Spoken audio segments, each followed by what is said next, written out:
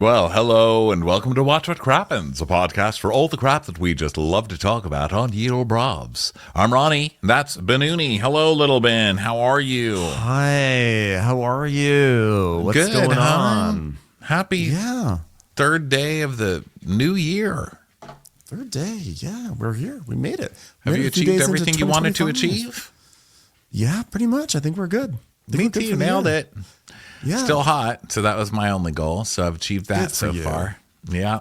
Everybody, guess what you're going to achieve? Come to see us live, because that's what we're doing this year. We start in the West Coast, San Diego and San Francisco, coming up very soon, this month, the end of the month. So go get your tickets at watchwhatcrappens.com. Also, the Golden Crappies are on February 1st on Broadway in New York City at the Town Hall. We're so excited to be back at that place. Cannot wait for you guys to come to that. It's going to be a fantastic show. We're going to have a big musical extravagance. We're still putting it together now. We just started pre-pro, and it's been really amazing so far. So I'll just say it, we have 2 Broadway singers already coming to perform. So it's going to be great. Why are you saying that? You're not supposed to say that. It's us. Yeah, it's us, because we will be singing on Broadway technically. So come check that out. We're psyched, and we're going to be on tour all winter. So come check it out at watchwhatcrappens.com. We're going to be in your city soon, most likely. And guess what? This is on Patreon because it's a video. All our episodes are videos now. They're on Patreon. If you want them right when they come out, Patreon. If you want to wait a week and watch them for free, you can do that too. We're not here to rob you. You can catch them at youtube.com. Also, we're doing bonus episodes. We were doing Sold on SLC as bonuses. We like it. We're going to still keep up with it. But guys, guess what is coming out next week? The Traders. And we have to recap that. And we're full on the regular schedule. And Traders doesn't really need a full 10-hour recap. So we're going to do, our regular half an hour catch up weekly over on Patreon with the Traders. That starts next week. We'll be doing a cast preview very soon of that. So check that out. Won't ya? Won't ya? So excited. I cannot wait for the Traders. I feel like I've been waiting months for this. They announced the cast back over the summer. And I'm like, why did they announce it so far ahead of time? I can't deal with it. But it is finally happening, and I am thrilled. Also, Southern Hospitality is back, and we'll have a recap of that next week. Monday. Yeah, starting Monday. All right, everybody, let's jump into this episode of Southern Charm. Continues to feel like a reset season, even though there's not new people. I mean, there are some new people, and we do get a glimpse of some newbies this year. It does still feel like a total reset, I think, just because they're really leaning into, let's just not worry about people getting together in groups and just have them hanging out at home. And it's weird in a way. They're doing it differently this year, and I'm not complaining yet. I'm enjoying it. What do you think? I mean, Southern Charm has one of the most sprawling casts in all of Bravo. And they are, it's interesting this season because we kind of have drama happening with the old guard, but we also are meeting new people. And I think they're doing a great job of kind of like layering the new people, but we're not like centering them just yet. We're not like forced to suddenly care about people we've only just met. We're just going to kind of like get to know them a little bit, feel them out, and then we're going to see who gets to stay and who doesn't make it to next season. But I think it's really, really good. I was thinking to myself, I was like, I love this show. This show is such a reliable show. It just works. Even in kind of its crappy seasons, it was still good because it's never been an amazing show. Sometimes there have been some seasons that have been more riveting than others, but because it never shone as bright as like a Vanderpump Rules season 1, 2, 6 or Scandival season, it never had a season that then was like, oh, this is a shitty season because the last season was so amazing. Like maybe once that happened. It just is like a steady show that just works. And I'm just really enjoying it this season. Well, good. Right on. Okay. Well, previously on Southern Charm, JD had the face of a hatchet, a beaver, a munchkin, and a walrus all rolled into one, and thought that I would let him stick his pee-pee in my VV. No way, Jose. I'll tell you that much. Have you seen my husband? Yeah. Have you seen him? Have I seen him? Well, it's been about 6 weeks, but he's got a job somewhere else. I'm glad today that she actually told her husband, wow, you got a sister wife somewhere? Because I'm convinced this man has one. I'm convinced he's got a family. And everyone keeps emailing us about how normal it is. And, you know, it's totally California. He's not going to quit his job. There's a good pension coming and all that. I get all of that, you guys. I still think he's got a secret life somewhere. I can't help it. It's fair. It's fair. So basically there was this doggy party and everything. And so, everything that was, and everything. So, yeah, guys, there's like a doggy party and like everything and everything. Like everything and everything. It was everything and everything. So it was everything. Everyone was there except for JT. And then we met Sally and her puppy Boots. And, you know, I don't trust a person who brings a fresh puppy onto the screen because I feel like it's just manipulation when people bring a puppy. Yeah. But here she is. And then Shep brings a girl to the party. You know, we got Sally bringing a puppy and then a new girl bringing an old, you know, dog about to be put down. Like show and tell. Show and tell day on Southern Charm. Remember show and tell? Yeah, of course. I still do it. I feel like I feel like that's half this podcast sometimes for me. I'm like, guys, look at this. Yeah, I still do it all the time. And I love the new addition to the music in this one. It was like, and then Shep brings a girl to the party, and we just hear, and she'll spill the tea. No song has been remixed more than the Southern Charm theme song. Like it is out of control. I think it's just like a fun challenge. This many lyrics to it. I don't remember that. And they're adding stuff. I swear they're adding little lyrics that were never part of it. They always have the don't you know. I mean, by the way, Trixie Monocle can just relax. Okay, we know by now. Don't you know? We know. We've been watching for 10 years. And the ladies go loco. That's my favorite one. So this episode, it's dark. Classical music is playing, and people are sleeping. Like we see Madison's house. Madison's sleeping. She's like sleeping, and we hear her in her sleep saying, "Have you seen my husband? Corn. Beta. Just hear her. Corn.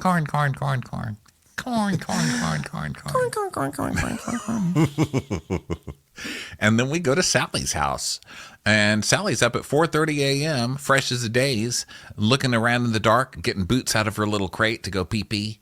And she's like, my day starts at 4:30. I let the dog out. I do yoga, quick shower. I put my scrubs on. And then at 6:45, I go to the hospital. And then I'm surgery till 1. I feel like I'm in Grey's Anatomy. First of all, let me just confess to assuming Sally was an idiot. Not because she's blonde and gorgeous. It's not necessarily internalized misogyny or whatever. It is, although I'm aware that could be a thing, that it could be an issue.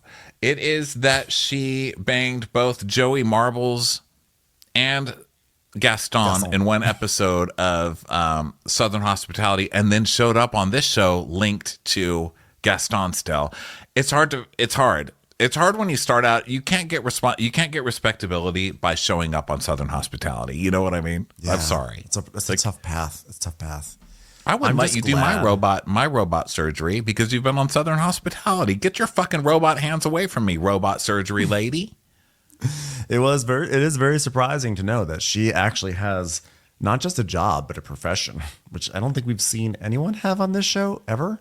And she is getting up early. I mean, she wakes up so early. I'm just glad that. Is that an actual point? Because I think that is a point that you just made. I laughed it off, but have we ever seen anybody with a career on this show? Let me think. Well, I mean, Madison does cut hair, and so did Chelsea, but no one's had like a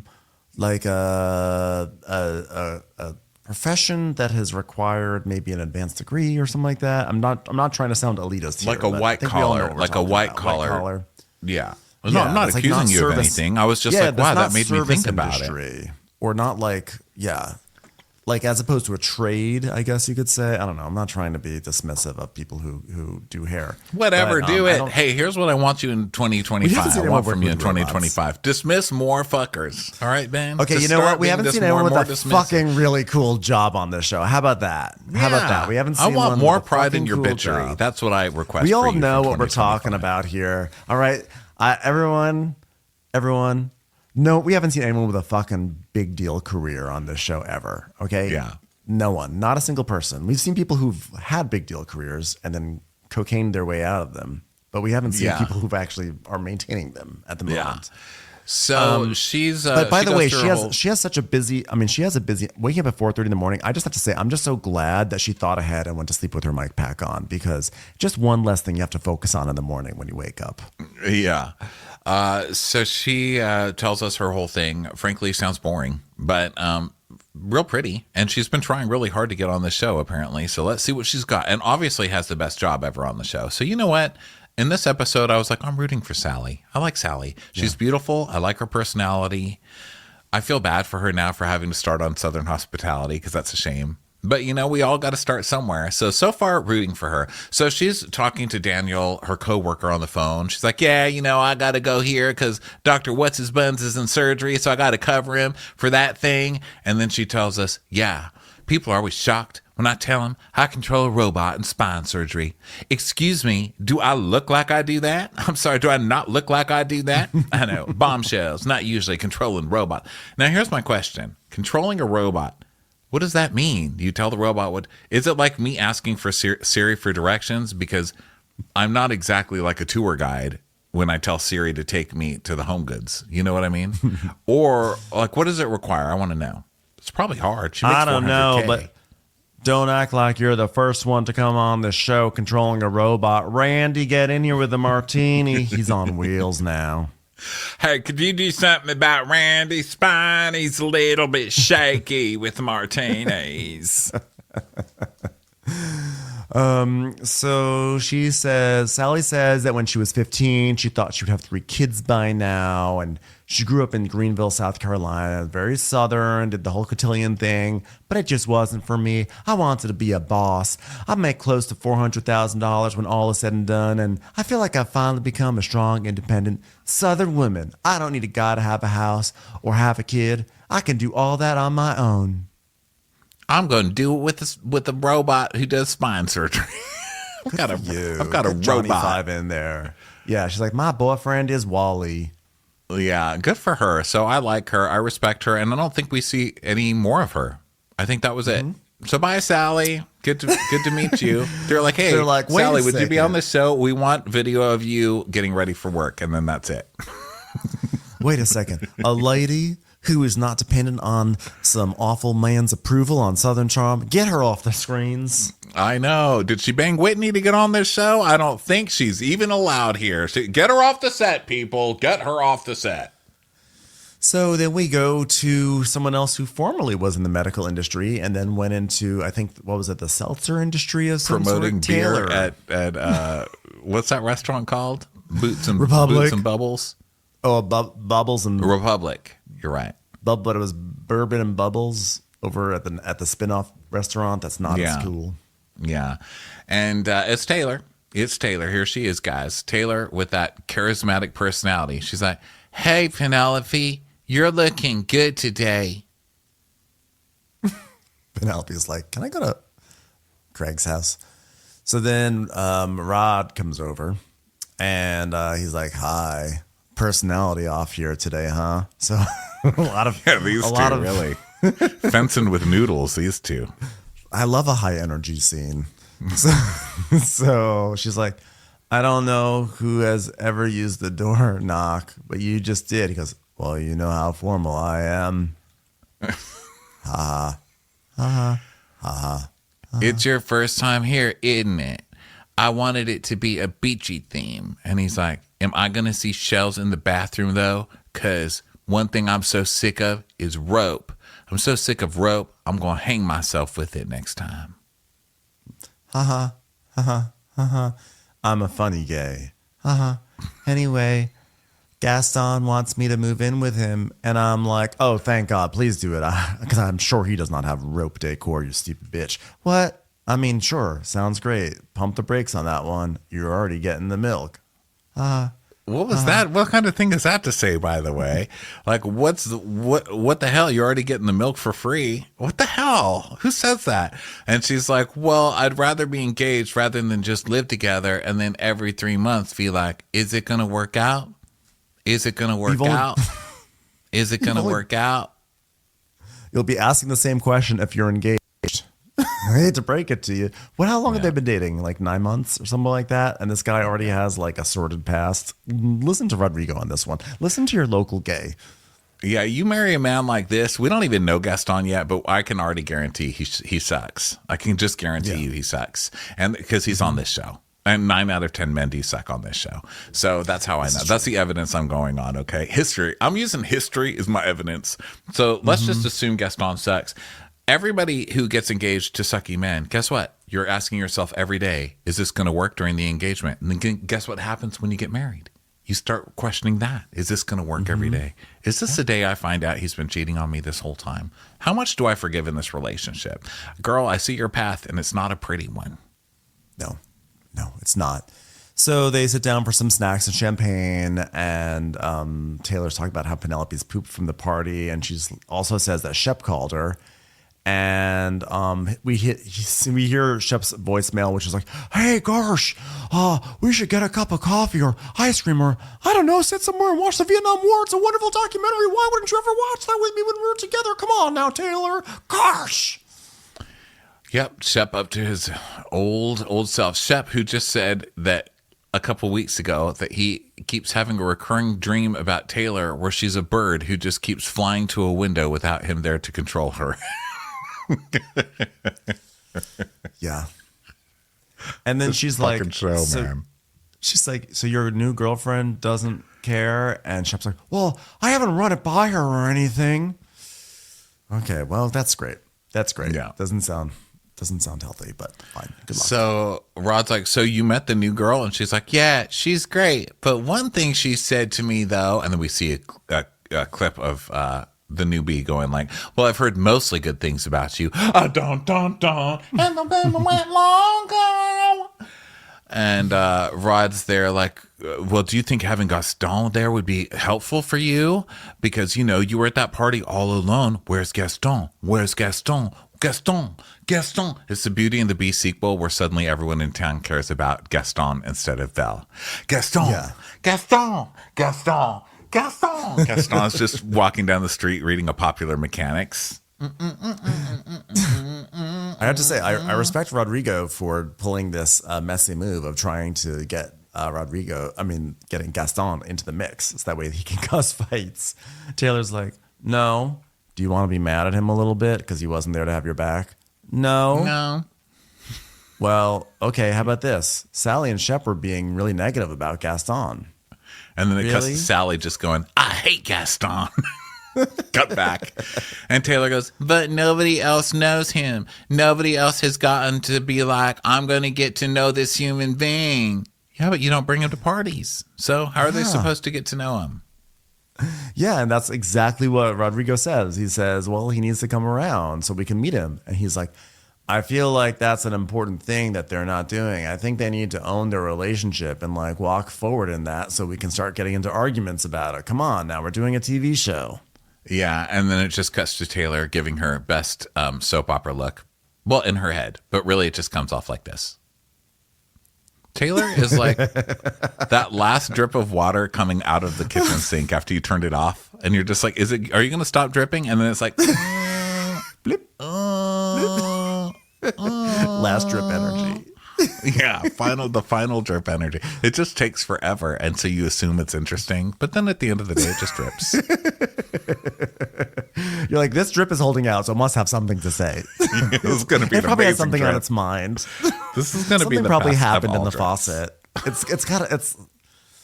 It's late for a reason. It's like, so drip, what happened in there? Nothing. I dripped. Damn it. Come on, that's it. It's time for a commercial. It's time for a Crappens commercial. So now the guys go to coffee. So Shep is Shep is like, hey, Garsh, let's see, they got iced peach tea, smoothies, matcha. I think matcha's good for you. I learned about it when I was doing ayahuasca for a day. So, and Austin's like, you know where that's popular? You know where? That's popular in Australia. The worst word you ever want Austin to say to you. I mean, that is just like 3 loogies just coming right at you.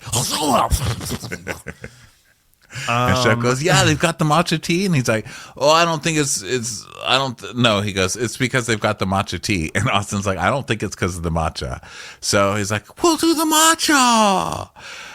So Craig comes and he's like, wow, I can't believe that you guys didn't come over yesterday because the water was like 83 degrees, you know? Like, it was amazing pool weather. Yeah, well, we need to get into better shape. Like Australians who drink matcha. So then we see them all. They're all like, they get another gym session with them because that's the way they communicate is at the gym. They're like, yeah, nice set, bro. Thanks, man. Like, that's their version of saying, like, I miss you. So then Shep is like, he's like, Craig, oh, I'm sorry you missed Sienna at the party. Gosh. Yeah, I was flying back from Cali, and I was wondering if she went to the party. You know, I was in Cali doing business. I think of business a lot because, you know, paperwork and business, staplers. So is she still here? Gosh, no. She wants me to come to the Bahamas, though. Gosh, I'm grown up now.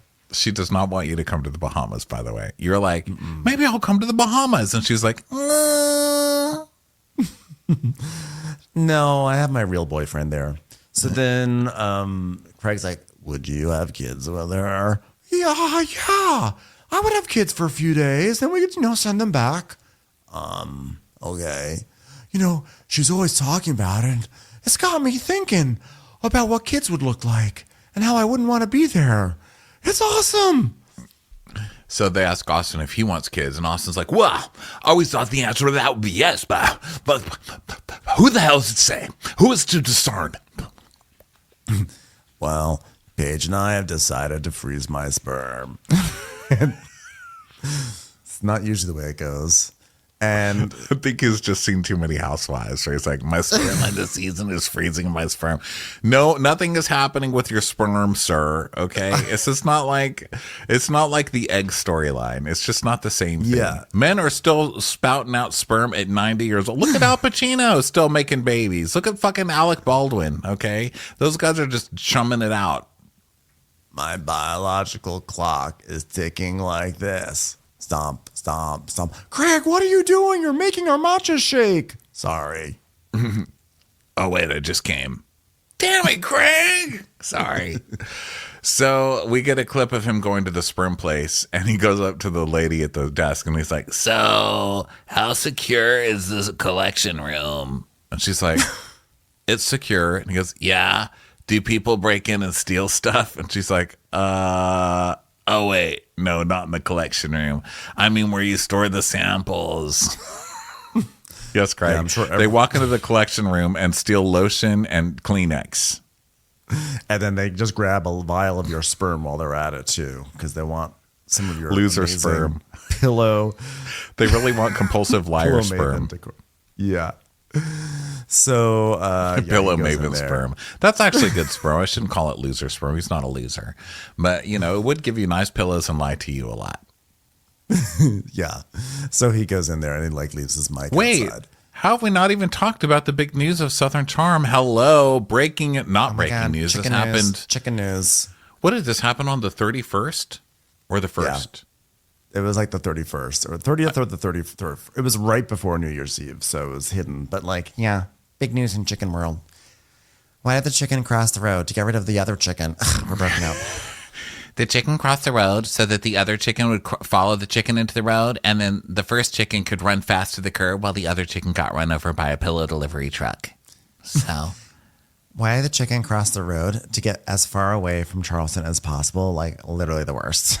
The chicken flew the fuck out of Charleston. That's what happened. The chicken crossed the road to jump on an airplane to never return to this fucking dump.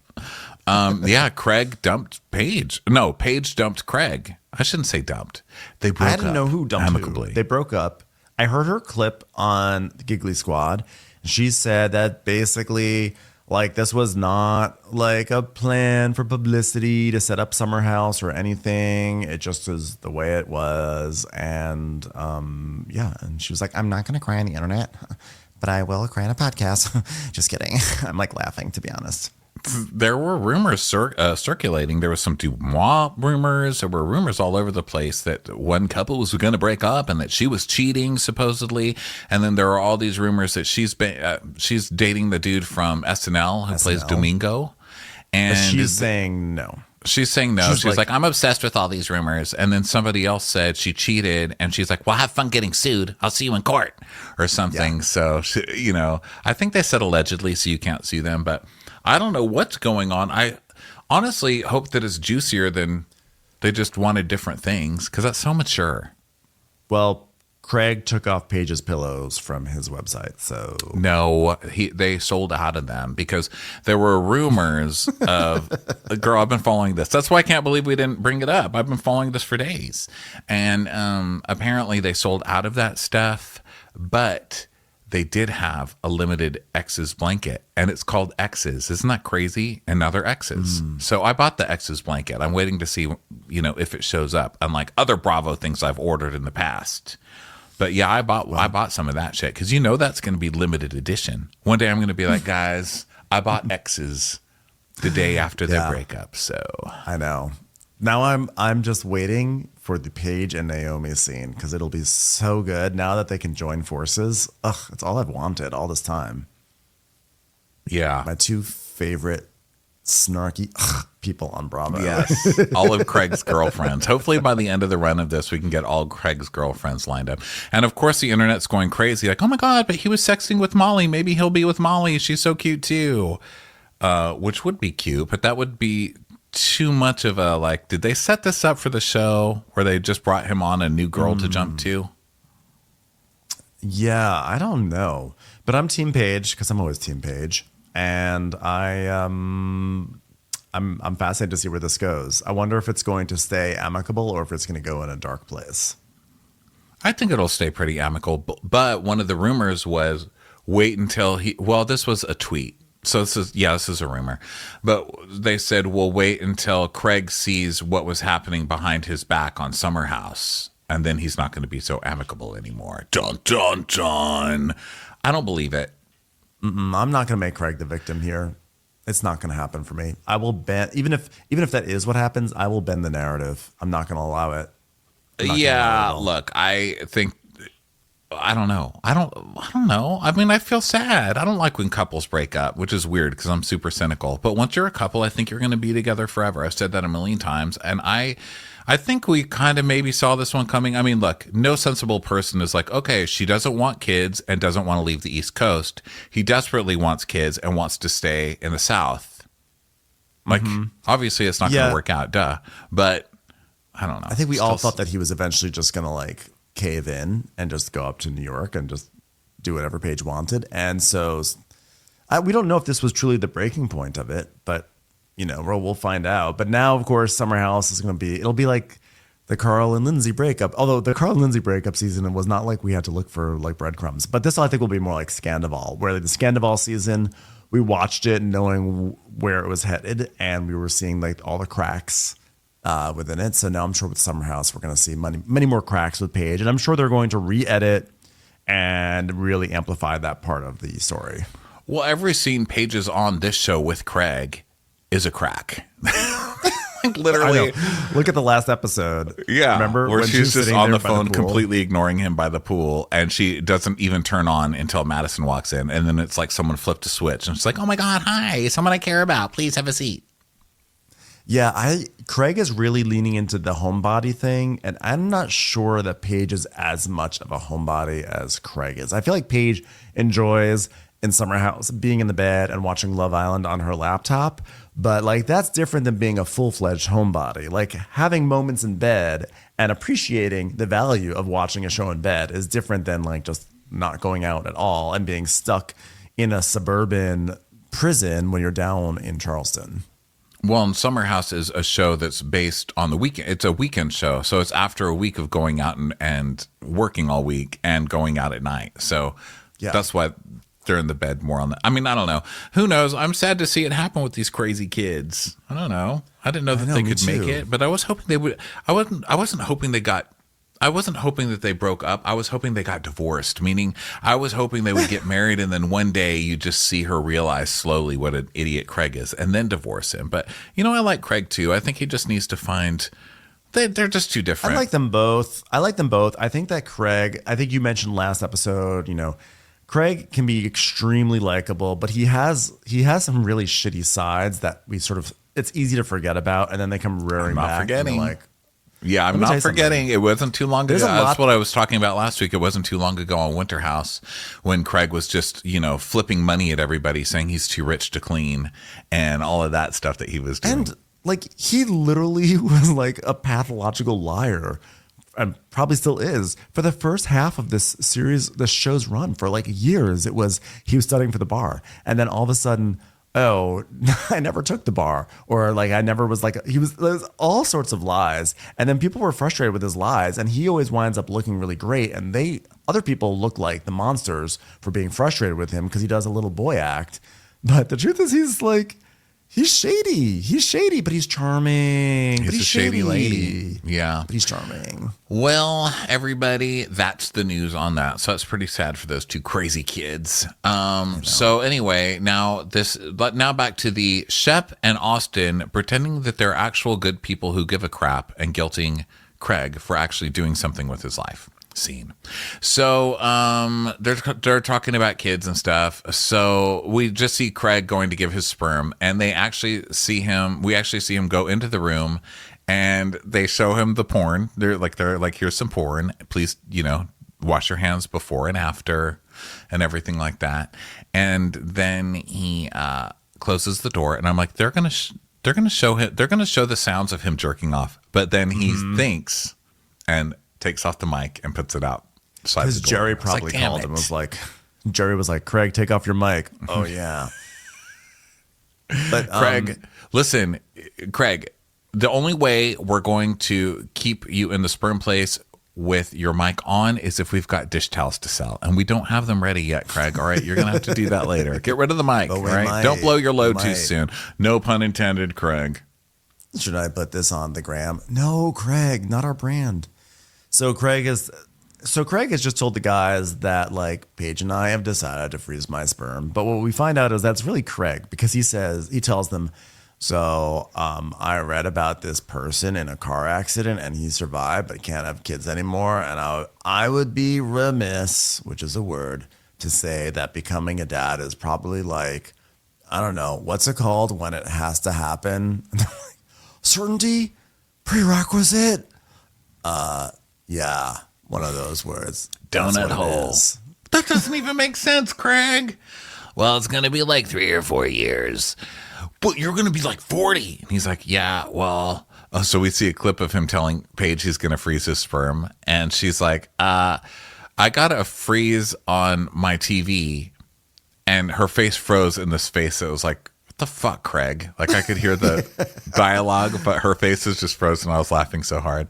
Is she wearing a wig? What is looking so different about Paige? Someone pointed out that she got bangs, but it's different. This is a wig or something. There's something going on. I don't even know if this is Paige. This is probably just some AI person. No, I think it is Paige. Maybe it's Madkin Amick or something in a wig, but I think it is Paige with just bangs. I think that because the bangs come forward a lot, they just create that sort of sense of air that you get with a wig. The wig always sits on a head, and so maybe that's what it is. I don't think it looks like a wig. It's a wig. I mean, maybe it's a wig, but either way, she's when he's I want to freeze my sperm. She's like, what the fuck is wrong with you? I he's that he says to the guys, Paige and I have decided to freeze my sperm, and then when we see her reaction, she's like, what the fuck? You're an idiot. She's like, you're stupid. And he's like, well, but what if my testicles get chopped off? Oh my God. So he's like, the version of what I saw my life living isn't really what I'm living. But, I want to live the stable life, where I grew up, I'm like, I had a mom, I had a dad. They cleaned stuff. We caught fish. They encouraged me to lie a lot about being a lawyer. You know, typical lie. I was like, I don't know that they did the best job. I don't know that I would say I want to be just like your mom and dad. They raised a compulsive fucking liar. I know. So Austin's like, tell me something. Did you decide or did Paige decide to wait 3 or 4 years? Well, she did, but I agreed. And so the guys laugh because Craig is full of it, right? Because Shep is like, well, it's like, I doth protest too much, like protesting, but it's like, agree. He doth agree too much. No, he didn't say doth. He said douth. Shep is so dumb. He tries to talk like he's this really intelligent person, but he can't even pronounce half the shit he says. He's like, wow, it's like, what is that saying? He doth protest too much. Maybe I'm the idiot, and that's really how people like Shakespeare realists will come at me. I don't know, but I've never heard that. And then he repeated it. He doeth.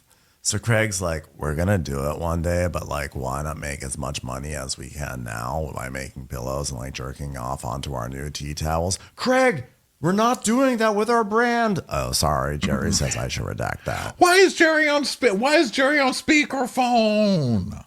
Sorry. Jerry's my new Shep. So he's like, yeah, you know, like we just want to like make as much money as we can right now. And Austin says, well, I just want to make sure that my buddy is doing what he wants. And that's it, because that's what a real relationship is. The man making himself happy. Okay. Have I ever told you I want kids now, or did that come from someone else? Because I never said it. And Austin's like, what? Ever since I've known him, he said he wants kids. And we see this clip of him like making a pillow with the name Penelope on it. And the producers are like, what's the Penelope for? It's the daughter I'm apparently not having that I want right now at this moment. I want a daughter yesterday. Penelope. You can put a tooth in it. For Penelope. They're not believing it, you know. Commercials. Here comes one right now. So then we go to Pat's house, and she's just looking around her room making a list. She's like, hold on, Randy, hand me that pen. Here you go, ma'am. Ow! Why'd you stab me in the eye? Well, it's not like you're using it very much. Now feel around until you feel the cold, hard sweat of a shaker. People always say the robots are going to rise up, but as long as you keep them in their place, they never will even think about it.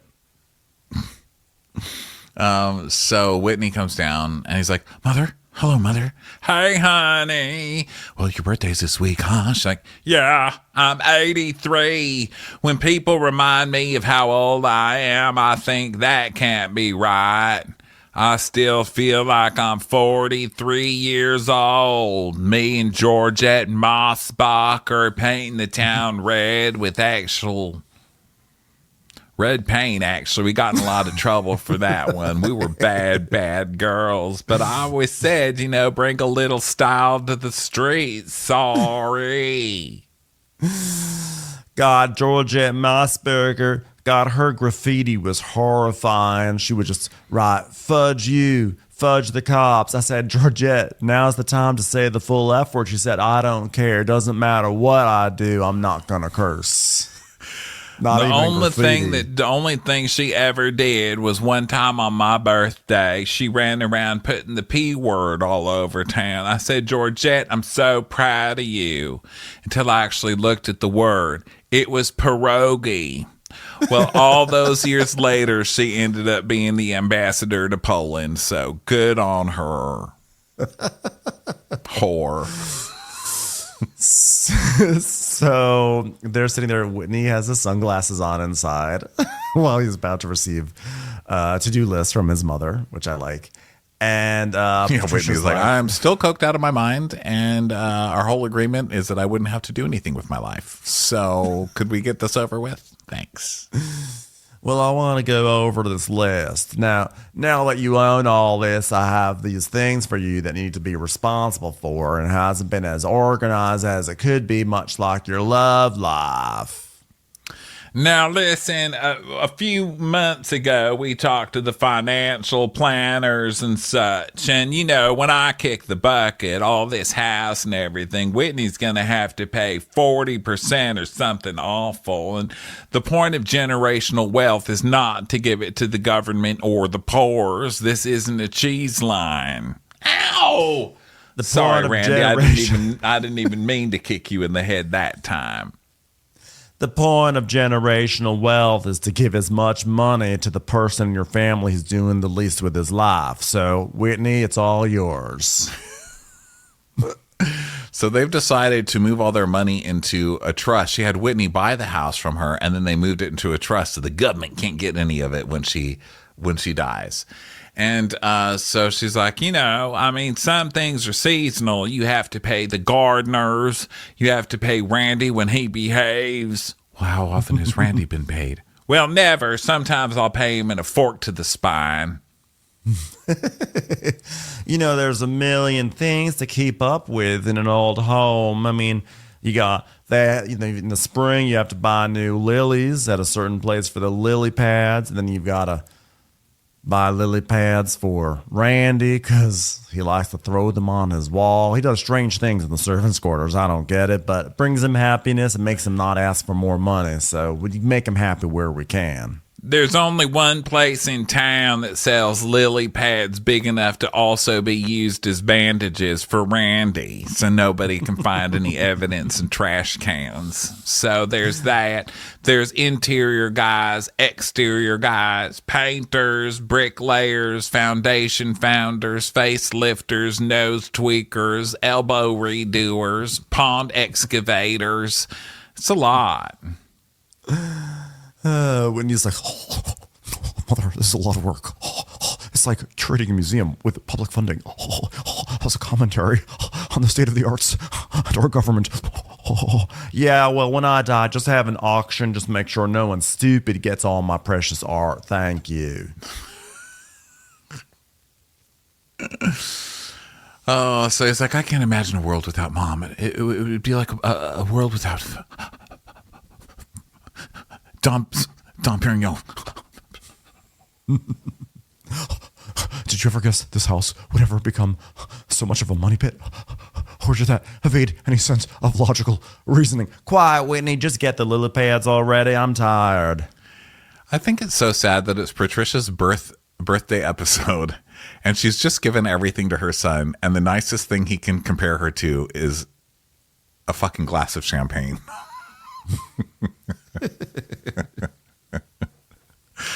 Okay, so White Duck Tacos.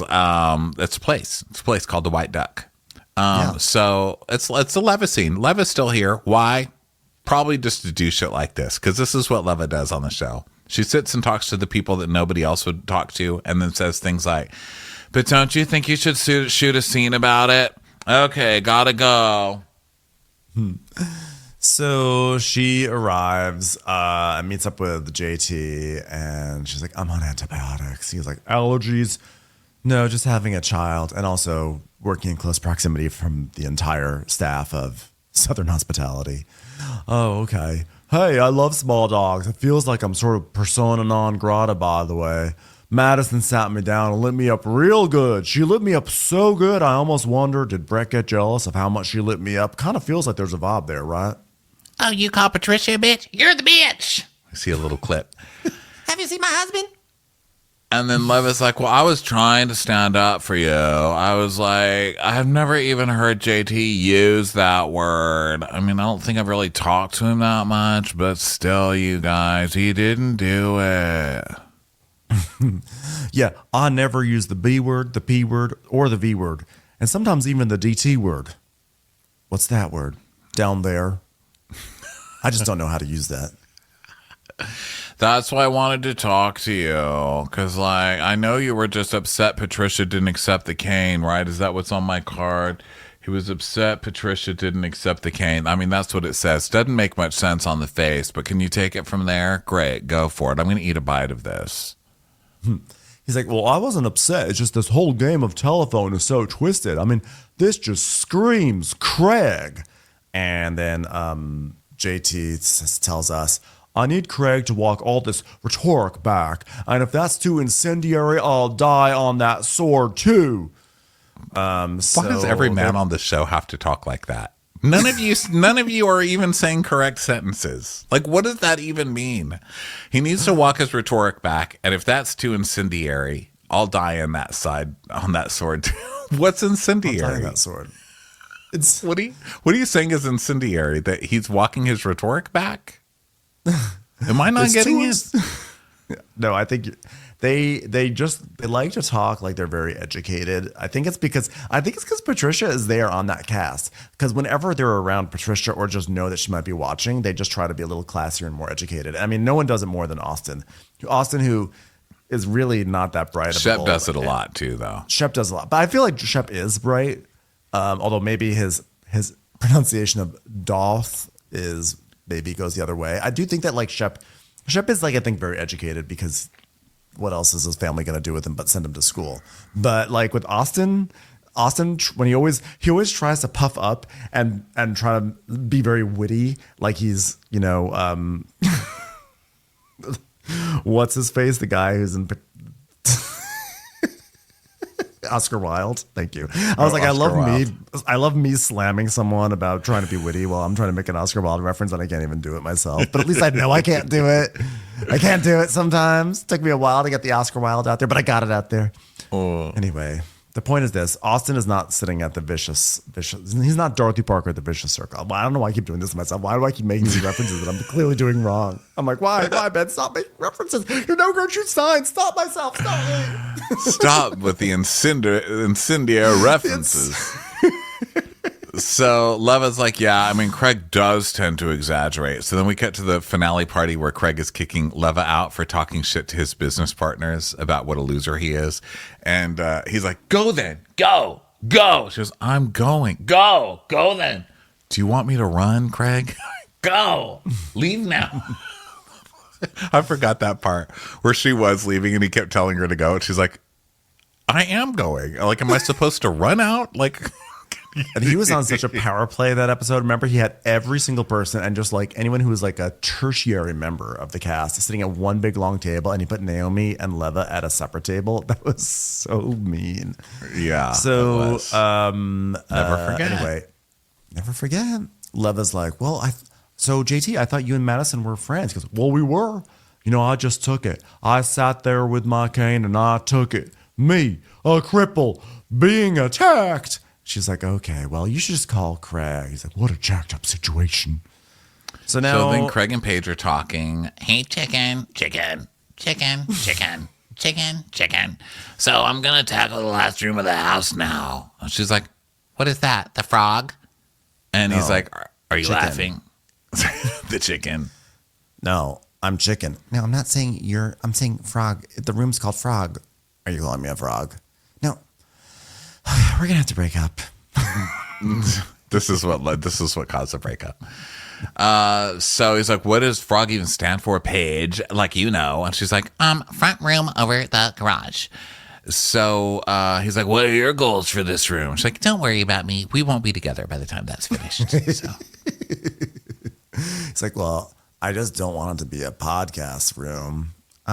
Please make it just a podcast room, because I can't imagine what else you might put in there. It's already tough enough looking at all your stacks of fabric.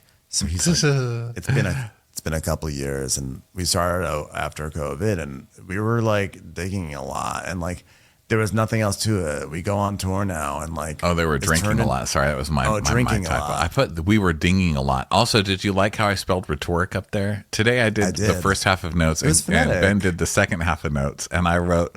This is how I spelled rhetoric. Before the scene where we went in on how stupid all these guys are, I spelled it Retorik.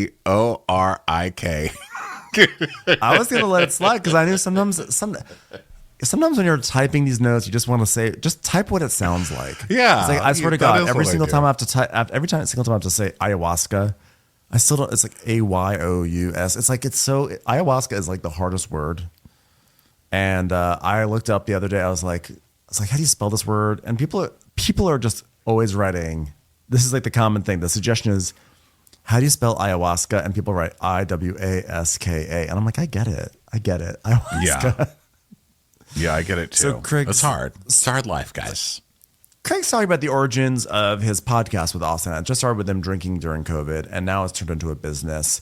And so he's like, but chicken, look, I want this to be a multifunctional room where I can craft. She's like, oh, we're crafting? What are we crafting? I don't know, but I have a Cricut. She's like, oh, a Cricut. Okay. Sorry, I'm just drafting the press release for our breakup in a few months. Sorry.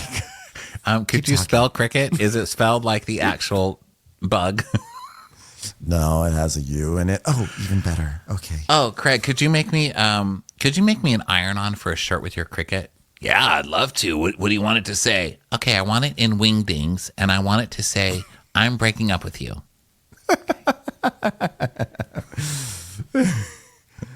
I guarantee the moment he mentioned that he had a Cricut machine, she was like, I'm out of here. I can't. I'm never getting another boner. Hey, do you have a 3D printer? Could you make me a boner that I could possibly use on our next date? Because I don't know how I'm going to fake this. Listen, Craig, I don't know how to break it to you, but I'm a fashion influencer. Cricket is our C word.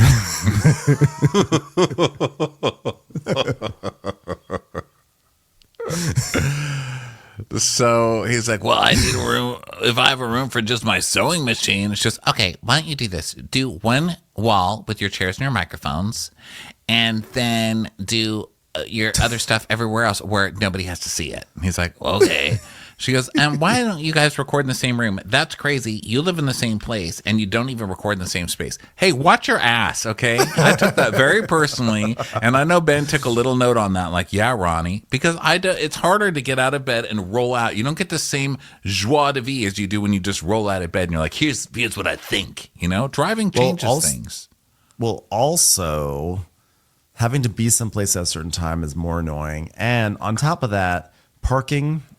Well, parking is not an issue for Craig and Austin, but in Los Angeles, for many years, Ronnie lived a mile away from me, and we still did it remotely because honestly, parking is an issue in LA. Like if you don't have guaranteed parking, if you have to hunt for a spot, you might as well just stay home.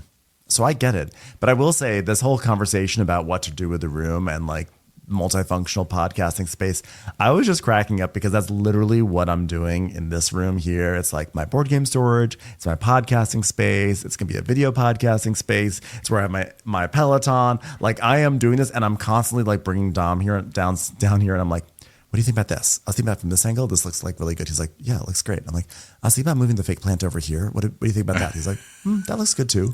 I'm like, now what about this? I was thinking about like I could put a board game over here. He's like, yeah, sure. I'm like totally the Craig right now to Dom's page. Yeah. So she wants him to, he has an embroidery machine now, so he wants to do that. And she wants him to hem pants for her because he's never hemmed a thing for her. And basically he wants a lot of things. And he gets down to the wrapping paper wall. And she's like, what? And he's like, people have wrapping paper walls. And she's like, no. He goes, you've never heard of that? And she goes, no. And he goes, you know how people have wrapping paper rooms? And she's like, yeah, those people are fucking weird, Craig. Okay. How about a room where I can store all my Prada? Thank you. Hey, Craig, I'm giving you an imaginary gift right now. Do you see it in your head? I do. Thank you so much. Open it, Craig. Okay. I've had this wrapping paper in my house. Open it up. Okay, I'm opening it. It's a box. Okay. Untie the string. I'm untying it. Open it up. What is it? It's a poster. What's it a poster of? It says I'm breaking up with you. God, we're good. Hey, now that I'm no longer going to be in your life, you can embroider that onto a pillow. Broken up with. The only thing that will sell out in your entire collection. So now we go now we're at like a golf club place. Golf course, whatever. So Madison and Brett and Hudson all show up, and they're just like checking in for tea time. And Madison's like, hey, you don't have an age limit on who can drive golf carts, right? I'm just imagining Bobby from SLC comparing, goddamn right, there's no age limit. Give me some soda. She just goes, hey there, mister. I just had a Mountain Dew mixed with a Diet Coke with a little grenadine and whipped cream on it. Let me tell you what I think about your height requirement. I don't give a F. Bye, losers. Like, oh my God, that alcoholic child is stealing one of the golf carts. Ma'am, she's not alcoholic. She just had a lot of sugar. Oh. So now they hop on the cart and they're going to the course and everything. And Mass is like, so what are we playing for? Who's got the money? Is it going to be corn? Are we playing for corn? You know, I kind of felt like Hudson was never going to be a little punk. And he is. He's a little punk. And I'm like, what the hell's wrong with you? And So he's just like, making noises like to mess up her swing and stuff like that. And she's like, Oh my God, he's a preteen. I think I just have seconds before he don't want to hang out with me. Maybe a few years before he's saying medicine and grabbing his wiener coming out of the bedroom after being confronted by somebody. It's just so sad. hello there. This is a 2-part recap, okay? This is the end of part 1. So thank you so much for listening to this. Just come back a little later for part 2. Watch what Crappens would like to thank its premium sponsors. Ain't no thing like Allison King. Our way is the Amber way. It's always automatic with Ashley Auto. Ashley Savoni, she don't take no baloney. Put your hands together for Carly Clapp. Catherine DiBernardo has our hardo. Get on the right foot with Chrissy Offutt. Dana C. Dana Do. She's not just a Sheila, she's a Daniela. Etchels! Aaron McNicholas, she don't miss no trickolas. Jamie, she has no last namey. You'll never hide from Heidi Eleanor Jones. I go, you go, we all go for Hugo. Hava Nagila Weber. Know your worth with Jason Kurth. We could all learn from Jennifer Kearns. She's our kind of mess. It's Jennifer Messer. Sipped some scotch with Jessica Trotch. Knock, knock, knocking on Katie Mannock's door. She's our favorite streamer, Caroline Peacock. Kristen the Piston Anderson. Get a bee in your bonnet with Lacey B. Rigging the funk, it's Leslie Plunkett. She gets a name from us. It's Lindsay D. Let's give a kisserino to Lisa Lino. Fresh as a daisy, it's Maisie McHenry. We love her on the rocks. It's Melissa Cox. Megan Berg. You can't have a burger without the Berg. This is Living with Michelle Vivian. I love ya, Olivia Williamson. Tastier than Flanderson, it's Rachel Manderson. Have a heck of a time with Rebecca. She sure is swell. It's Raquel. Yes, we canna, it's Savannah. Cast a spell with Shannon Spellman. The Bay Area Betches. Betches. And our super premium sponsors. She's VVIP, it's Amanda V. Somebody get us 10 cc's of Betsy MD. She's got a leg up. It's Beth Ani. We're taking the gold with Brenda Silva. Don't get salty with Christine Pepper. Can't have a meal without the Emily Sides. Nobody holds a candle to Jamie Kendall. We got our wish. It's Jen Plish. She's not harsh. She's Jill Hirsch. She's a little bit loony. Junie. My favorite Murdo, Karen McMurdo. We love him madly. It's Kyle Pod Shadley. Let's go on a bender with Lauren Fender. We're ride or die for Lisa Ryder Barron. She's a whiz. It's Liz Sarthy. Always killing it. It's Lola Alkalani. The incredible edible Matthews sisters. She eases our woes, it's Melissa St. Rose. Give him hell, Miss Noel. Put on a kettle for Rebecca Weddle. She's the queen bee. It's Sarah Lemke. Shannon, out of a cannon, Anthony. Let's take off with Tamla Plain. She ain't no shrinking Violet Kuchar. We love you guys.